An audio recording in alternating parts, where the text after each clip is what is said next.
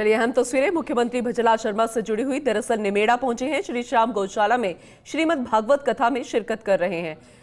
अभी सीधी तस्वीरें आपको जयपुर के निमेड़ा से दिखा रहे हैं। जैसे वो पहुंचे तो स्वागत सत्कार का सिलसिला फिलहाल लगातार जारी है। कथावाचक सुभद्रा के सानिध्य में धार्मिक आयोजन चल रहा है और आप तस्वीरों में देख पा रहे होंगे विधायक कैलाश वर्मा जो कि उनका स्वागत करते नजर आ रहे हैं। उन्हीं के साथ ही मौजूद है आचार्य ओमदास महाराज हैं और साथ ही कई जनप्रतिनिधि इस दौरान मौजूद। इंतजार किया जा रहा था मुख्यमंत्री भजनलाल शर्मा के आगमन का और वो इंतजार खत्म हुआ। श्री श्याम गौशाला में श्रीमद् भागवत कथा का आयोजन विधायक कैलाश शर्मा अगवानी करते नजर आए। मुख्यमंत्री भजनलाल शर्मा के अन्य आचार्य भी इस दौरान मौजूद थे, अन्य स्थानीय जनप्रतिनिधि भी इस दौरान मौजूद। और मुख्यमंत्री भजनलाल शर्मा जैसे ही पहुंचे तो यहाँ पर काफी संख्या में ग्रामीण क्षेत्रों से आए लोग, और क्योंकि श्रीमद् भागवत कथा का आयोजन किया जा रहा है तो दूर दूर से श्रद्धालु के तौर पर भी लोग पहुंचे हैं।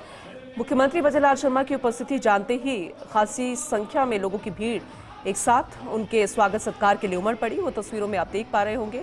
निमेड़ा से अहम तस्वीरें आपको दिखा रहे हैं। मुख्यमंत्री भजनलाल शर्मा श्री श्याम गौशाला पहुंचे हैं। श्रीमद् भागवत कथा का आयोजन किया जा रहा है।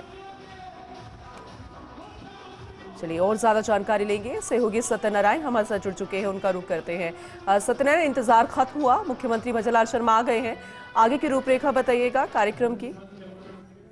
जी, भजनलाल शर्मा पहुंच चुके हैं निमेड़ा और सिटी रोड के निमेड़ा में, जो कि आज 24 से 30 तक का वो भागवत कथा का आयोजन है वो किया जा रहा है। और आपको बता दूं कि सुभद्रा जो कथावाचक है उसके द्वारा वाचन किया जा रहा है और भजनलाल शर्मा कुछ देर में यहाँ पहुंचे हैं। साथ ही जो पहुंचने पर जो पहुंचे हैं और मुख्य द्वार पे विधायक कैलाश वर्मा है और उनके विधायक के पिता हैं प्रभुदयाल वर्मा और जो गौशाला के अध्यक्ष हैं चांदकांत चौधरी और राजेश गुजर जो देहात के अध्यक्ष हैं और कारमल लामा जो क्षेत्रीय सरपंच हैं, सभी जनप्रतिनिधियों द्वारा पुष्पगुच्छ देके मुख्यमंत्री भजनलाल जो शर्मा है उनका स्वागत किया गया।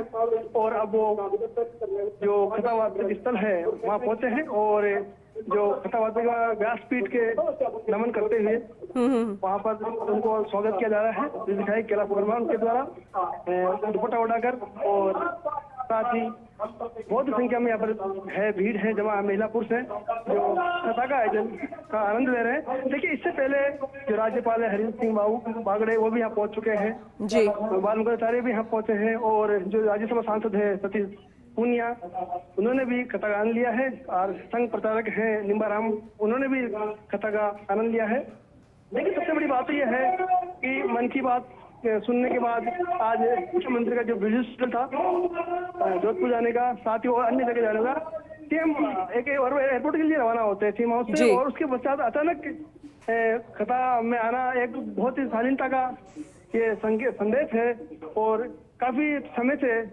मुख्यमंत्री भजनलाल शर्मा का इंतजार किया जा रहा था कथा स्थल पर और वो पहुंचे हैं। और साथ ही आपको एक सबसे बड़ी बात है कि सीएम के स्वागत के लिए सभी लोग आतुर हैं और जैसा कि मुख्यमंत्री भजनलाल शर्मा है जो कथावाचक है सुभद्रा उनको दुपट्टा उड़ाकर और सीढ़ी पर बैठकर जो कथावाचक सुभद्रा का स्वागत कर रहे हैं। और साथ ही सीएम के साथ देहात अध्यक्ष राजेश गुजर हैं, विधायक कैलाश वर्मा हैं, अन्य जनप्रतिनिधि हैं वो भी वहाँ पे मौजूद हैं और जयकार लगा रहे हैं कि राजस्थान का एक ही लाल भजनलाल के साथ महिला पुरुष उनका जयकारों के साथ स्वागत कर रहे हैं। और अब सीएम कथा स्थल पर विराज चुके हैं और अब कथा का आनंद लेंगे। देखिए, यहाँ पर जो कई जनप्रतिनिधि हैं प्रताप गौरा है, साथ ही ओंकार लांबा है, राजू झंझवाड़ है, भाजपा नेता महेंद्र सिंह राजावत हैं और अन्य जनप्रतिनिधि मौजूद हैं। एक कथा स्थल का अपने आप में एक जो महत्व है वो आज पता चला है क्योंकि जो जनप्रतिनिधि हैं वो भी मुख्यमंत्री को साफा पहनाकर स्वागत कर रहे हैं और ये एक बहुत सुखद का पल है क्योंकि कैलाश वर्मा द्वारा का स्वागत करना और एक सीएम को एकाएक वहां पर चला कि जैसे सीएम नहीं आ रहे हैं और एक एयरपोर्ट से वापस एक कार्यक्रम बनता है उनका जी और वापस सिटी रोड के निमेड़ा गांव में सीएम आते हैं तो इससे बड़ी उनके लिए खुशी की बात कैसे हो सकती है। जी माता जी। पूनम आपके साथ हूं मैं सत्यनारायण, और बेहद अहम तस्वीरें आपके जरिए दिखा रहे हैं। जैसा आपने जिक्र किया, मंच की वही तस्वीरें स्वागत सत्कार की। कितनी देर यहां पर रुक सकते हैं, क्योंकि आगे भी कार्यक्रम प्रस्तावित है मुख्यमंत्री भजनलाल शर्मा का? सत्यनारायण, देखिए, कार्यक्रम तो अभी चल रहा है इनका, और जैसा कि जो गौ माता है उसको गुड़ भी खिलाया जाएगा, और साथ ही पास में ही जो हनुमान मंदिर है वहां भी मुख्यमंत्री दर्शन कर सकते हैं, ये संभावना है। और साथ ही जो इनका कार्यक्रम है ऑलरेडी पहले बना हुआ है, और इसके साथ ही अब जो कैलाश जिन्होंने धर्म के नाम के ऊपर और संस्कृति को बचाने के नाम के ऊपर जयपुर ग्रामीण से निकल के ऊंचड़ी का लोटा गिरिराज भगवान तक जिस तरीके की आस्था आम जन के अंदर जगाई है, आज वो हमारे बीच के अंदर आए हैं, गौशाला परिवार के अंदर पधारे हैं, गांव के अंदर पधारे हैं। बात जोरदार तालियों से माननीय मुख्यमंत्री जी का स्वागत करें, सत्कार करें।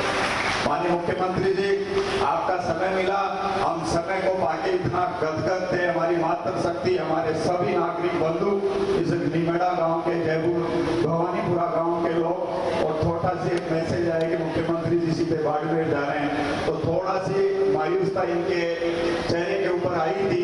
मगर उसके बाद में जिस तरीके से आपने गौशाला का हम सबका आतिथ्य स्वीकार किया और आज हमारे बीच के अंदर यहाँ पे पधारे हैं। देखिए, माननीय मुख्यमंत्री जी के कुशल नेतृत्व के अंदर जिस तरीके से राजस्थान के अंदर गौ माता के लिए, गौ संवर्धन के लिए जो काम किया गया, अनुदान बढ़ाया गया, और जो मैसेज पूरे राजस्थान के अंदर दिया गया, वो बहुत ही शक्तिशाली मैसेज है। और आज मैं मंच के माध्यम से सुभद्रा दीदी के सानिध्य के अंदर इतना कह सकता हूँ कि 2013 से मैं सक्रिय राजनीति के अंदर हूँ, मगर मैंने पहली बार ऐसा सेवक, ऐसा प्रधान, ऐसा मुख्यमंत्री देखा है कि फोन के माध्यम से हम सबके बीच में यहाँ पे बता रहे हैं। केवल मात्र फोन किया और चल के वापस फोन किया कि गौशाला का प्रोग्राम है, बताइए कब आना है। मैंने कहा साहब, एक बार समिति कार्ड लेके आप लोगों के पास में, आपके पास में आना चाहती है, और कार्ड की कोई जरूरत नहीं है, जहाँ पे गौ माता का नाम है वहां पे मैं वैसे ही आ जाऊंगा। तो ऐसे मुख्यमंत्री जी हमारे, जिन्होंने शालीनता का, जिन्होंने एक सुचिता का, जिन्होंने आदर्श का और जिन्होंने सम्मान का संदेश पूरे राजस्थान के अंदर दिया है। अब हम सब लोगों को मुख्यमंत्री जी को सुनना है, इतना सी निवेदन है। मैं तो अंत में यही कहूंगा कि आपने जिस तरीके से आकर जो हमारा मान और सम्मान बढ़ाया है, जब तक ये गांव, जब तक ये गौशाला रहेगी, हम आज का पल हमेशा हमेशा के लिए याद करेंगे। बहुत बहुत धन्यवाद। राम राम। बहुत धन्यवाद डॉक्टर कैलाश वर्मा जी।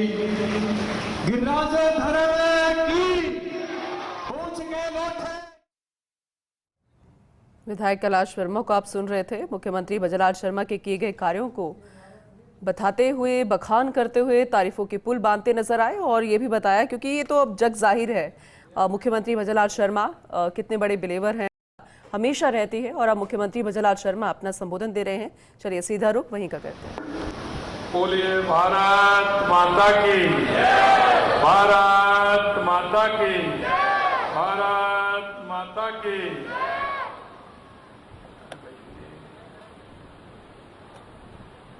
यहाँ गौशाला में भागवत हो रही है, जयकारे थोड़े ठीक प्रकार से लग रहे हैं। बोलिए गौ माता की, गौ माता की, बंसी वाले की, गिरिराज धरण की, आप सभी की। आज के इस श्रीमद् भागवत कथा ज्ञान यज्ञ के इस कार्यक्रम में जिनके मुखारविंद से लगातार आप कथा सुन रहे हैं, ऐसी हमारी दीदी कथावाचक साध्वी श्री श्री सुभद्रा जी दीदी, आपके अपने ही लाडले विधायक जिनको अभी आपने सुना जी कैलाश वर्मा जी, गौशाला संचालक श्री प्रभुदयाल वर्मा जी, सरपंच निमेड़ा श्री ओकार चौधरी जी, गौशाला अध्यक्ष चांदकरण चौधरी जी, हमारे भाजपा ग्रामीण के अध्यक्ष जयपुर के भाई राजेश गुर्जर जी, मेरे सामने बैठे सभी मेरे पूजा योग बुजुर्गों, नौजवान दोस्तों, और इतनी बड़ी संख्या में आए मेरी माता बहनों, सबसे पहले तो मैं आप सभी के चरण में वंदन करता हूं, अभिनंदन करता हूं, आपको प्रणाम करता हूं। सबसे पहले मैं भागवत भगवान के चरणों में अभिनंदन करता हूं। साध्वी सुभद्रा जी दीदी जी के चरणों में प्रणाम करता हूं।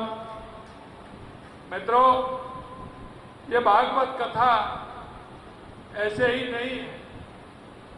अगर हमारे जीवन में कोई बदलाव ला सकता है तो हमारी भागवत कथा से ही आ सकता है। इसमें जीवन जीने का पूरा तरीका, क्योंकि यह भागवत कथा वो भागवत कथा है तो भगवान कृष्ण ने अपने मुख से अर्जुन को सुनाया है और उन्होंने कहा है कि कलयुग में जहां भागवत कथा होगी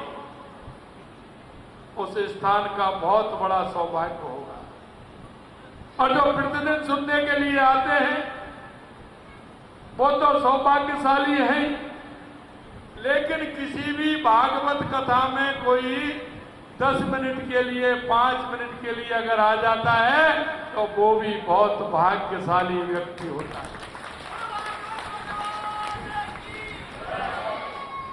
क्योंकि हमारी संस्कृति में हमारी भागवत कथा, हमारी राम कथा, हमारी शिव कथा हमको हमारा जीवन जीने का मार्ग सिखा। हम सुकुमार पर कैसे चल सकते हैं, सुमार्ग पर कैसे चल सकते हैं। मित्रों, हमारी संस्कृति में कर्तव्यों का बड़ा पूरी तरह से उदाहरण देके समझाया गया है। क्योंकि हजारों सालों की संस्कृति में कभी अधिकार नहीं देखे, अगर हमने देखे तो वो कर्तव्य देखे हैं। अगर कर्तव्य हमें मिलेंगे तो हमारी राम कथा से मिलेंगे, हमारी भागवत कथा से मिलेंगे, हमारी शिव कथा से मिलेंगे। कि पुत्र का कर्तव्य क्या है, पुत्री का कर्तव्य क्या है, पत्नी का कर्तव्य क्या है, पति का कर्तव्य क्या है, माता पिता का कर्तव्य क्या है, हमारे बुजुर्गों के प्रति हमारा कर्तव्य क्या है, गौ माता के प्रति हमारा कर्तव्य क्या है, गंगा माता के प्रति हमारा कर्तव्य क्या है, पर्यावरण के प्रति हमारा कर्तव्य क्या है। अरे हम तो वो लोग हैं, हमारी संस्कृति में हम वृक्षों को भी पूजते हैं, हम नदियों को भी पूजते हैं, हम पहाड़ों को भी पूजते हैं। अरे मेरे भाइयों, इस भागवत कथा में वो ही सारा सार है जो दीदी सुभद्रा हमको सुना रहे हैं। आप सभी आए हैं, मैं आप सभी को बहुत बहुत शुभकामनाएं देता हूं, बहुत बहुत शुभकामनाएं देता हूं। मेरा जीवन का एक उसूल है। कैलाश जी मेरे से कह रहे थे कि हम आना चाहते हैं, हमारे गौशाला के हमारे सभी लोग आना चाहते हैं। मैं मेरा जीवन का उसूल आपको मैं बता देता हूं कि जहां भी अगर मैं सुन लेता हूं, मैं जब कहीं जाता हूं रास्ते में मुझे मालूम पड़ता है, क्योंकि अब मेरी मर्यादा है कुछ मुख्यमंत्री बनने से, लेकिन पहले मेरी कहानी बता रहा हूं मैं आपको। जहां भी मैं सुन लेता था, किसी गांव में, किसी भी ढाणी में, किसी भी मंदिर में अगर भागवत कथा, राम कथा हो रही है तो मैंने कभी निमंत्रण का इंतजार नहीं किया। मेरे पास 5 मिनट का, 10 मिनट का, घंटे का, आधा घंटे का, 1 दिन का, 2 दिन का जो समय निकला, मैं जाकर के उस राम कथा और भागवत कथा में जाकर के बैठता हूं। मैं आपसे एक ही बात कहना चाहता हूं, हम उसमें कहीं ना कहीं एक जगह, जो जगह जहां भी है, हम तसल्ली से हम उस भागवत कथा को सुने और शाम को जाते वक्त हम उसका घर पर बैठ करके अनुसरण करेंगे तो मेरे परिवार में, मेरे समाज में खुशियां ही खुशियां आएंगे। क्यों, भगवान ने हमें जो दिया है सब कुछ, जो हमारा शरीर भी है वो उसी की देन है। और आज हम जब पूरी तरह से हैं उसी ईश्वर की कृपा से हैं। मेरे भाइयों, मैं यही कहना चाहता हूँ, हमारी संस्कृति की बहुत कुछ सिखाती है। और आज मैं गौशाला के सभी पदाधिकारियों को, हमारे संचालक महोदय को और यहाँ के सरपंच साहिबान जो हमारी इस समिति में उन सभी को मैं बहुत बहुत धन्यवाद और साधुवाद देता हूं कि एक पुण्य का कार्य उन्होंने यहाँ गौशाला में किया है, उनके लिए बहुत बहुत धन्यवाद। कैलाश वर्मा जी मेरे से कहते हैं कि इससे लंबे समय से जुड़े हुए हैं। मैंने इनसे कहा था कि अगर आप भागवत कथा और गौशाला से जुड़े हैं तो आपने जीवन में कोई ना कोई पुण्याई की है, इसलिए आप उससे जुड़े हैं और आप भागवत कथा में आए हैं तो इसमें भी आपकी पुण्याई है। हमारी संस्कृति में हमेशा यही होता है और हमारी संस्कृति को बढ़ाने के लिए, आने वाली पीढ़ी को बताने के लिए ये बहुत आवश्यकता है। और आज मैं तो जा रहा था, बालोतरा जा रहा हूँ, जोधपुर से बालोतरा जाऊंगा, लेकिन मेरे को लगा, मैंने आज इनसे हाँ किया कल कि मैं कल आऊंगा, लेकिन लेट हो रहा था, लेकिन उसके बावजूद भी मैं यहाँ होकर के कि मैं छोड़ नहीं सकता, मैं आया हूँ। आप सभी के एक साथ मेरे को जो दर्शन का लाभ हुआ है, निश्चित रूप से मैं धन्य हो गया।